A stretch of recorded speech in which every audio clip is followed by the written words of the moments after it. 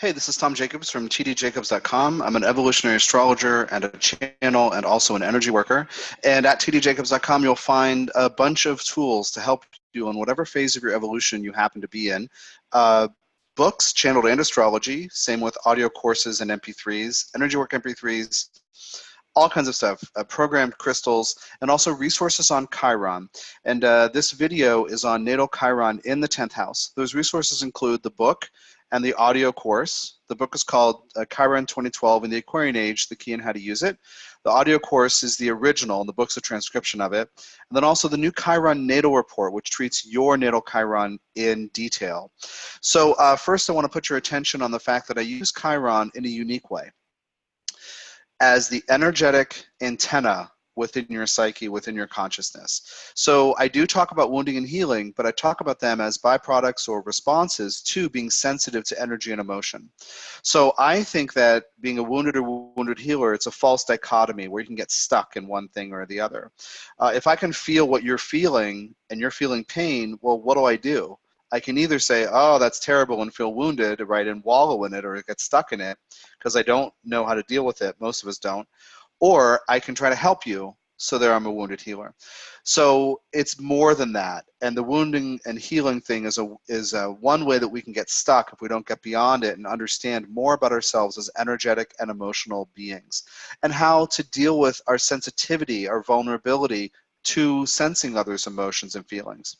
So to get the full story on that, the book and the audio course and the report, but also I did 2 brief videos, Chiron Overview and also Chiron and Energy Management. That'll give you a good idea that'll make the rest of what's in this video make more sense to you. So wherever you see Chiron in the birth chart, it's an energy antenna, and the person may feel rejectable or not worthy of love, not acceptable, not valid, not worth loving. So you might fear rejection. With Chiron in the 10th house, we're talking about the 10th house is the public part of the chart where you're seen by others from afar. We think of it as work and career, but it's really about what you're trying to do in the world, what you're trying to give to your community or the world, scale being relative. So a lot of times for us, it does come out as work and career, but it's also volunteer work. It's also the face we show in public, what we offer to our community. There's a real spirit of public service in the 10th house that we get distracted from by ambition, which can turn into greed. We get distracted by, the material necessities of the world and how I have to do this and that kind of Saturnian stuff about it. But there is a real genuine and mature 10th house living, giving something to the world. So with Chiron in the 10th house, you are hypersensitive to how others see you in public, including at work and out in the world. You're going to make mountains out of molehills. Sorry, I've been doing these videos. My tongue gets all tied up. You're going to make mountains out of molehills regarding how people react to you in public and at work. Now, regarding being respectable and expressing ambition and working on goals and achieving things for yourself and building something in the world, you're also going to be hypersensitive to if others don't respect you. So if you find that others don't respect you or don't give you a chance to be responsible for things, don't trust you to be mature enough to handle responsibility, understand that it's not true. It's just a reflection of the doubts that you have about yourself. So all Chiron wounding gets triggered and imprinted when we're too young to deal with it. The wound that you've read about in your astrology studies and mythology about Chiron's wounding, where he gets inadvertently poisoned by an arrow that has some poison on it, and then he can't die because he's immortal, but then he's suffering, oh my God, blah, blah. That's the second wound. It's easy to focus on that wound because we don't know as a collective how to deal with pain. But the first wound is his rejection by his mother at birth. And as soon as I say that, you're like, oh, of course that would be the first wound.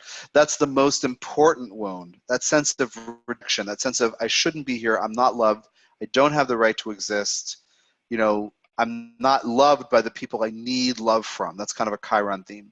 So these parts of you are shaped when you're very, very young. As you live your adult life, they get triggered during certain rejection scenarios, or in the case of Chiron in the 10th, when you offer something at work, when you raise your hand at that meeting, when you go to the boss and you say something, when you're promoted to be a boss and you are needing to be responsible and herd these cats, you're going to feel really insecure and vulnerable as if you can't do it, and you're going to give off the frequency of that fear, and others will come in to say, oh yeah, you shouldn't be in charge. Now the real thing about Chiron is uniqueness.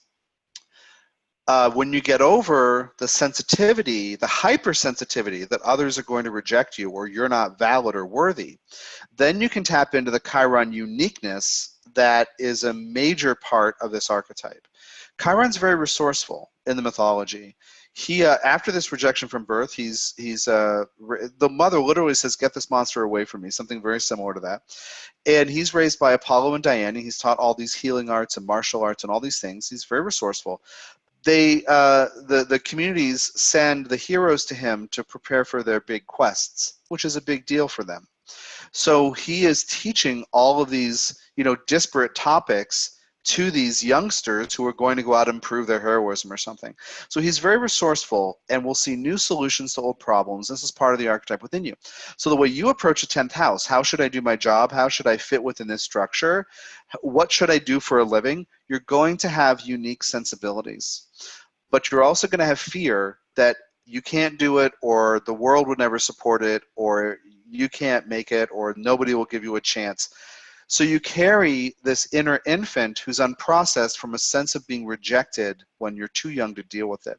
So you now must become the parent for the inner kid or inner kids, it's very often several parts, that you needed as a child. So you're going to do things uniquely. Accept that. You're going to be vulnerable when others criticize you. Accept that. But don't give everybody else the power to decide if you're valid. You have a unique perspective with Chiron in the 10th. And you're the only person on the planet who can validate that. Literally, you could be in a room with 500 people, and your opinion, your input, the way you did something, your idea for the next step would be unique. And you're going to fear being rejected, but until you make peace with these inner kids and you let them know you will never, like you make a commitment to yourself, you will never shame yourself for being unique. You'll never put yourself on a guilt trip for having a different idea. Or for, the other thing about Chiron in the 10th house is not being into the rat race. You might do something unique for a living, or after a while, decide to do something unique for a living to get out of the rat race, because you don't want to compete in the same way that a lot of people might compete with their kind of dueling senses of ambition. So King of the Hill kind of games, one-upsmanship, proving something, that's not for you. But that doesn't mean something's wrong with you. It means that you're wired in a different way.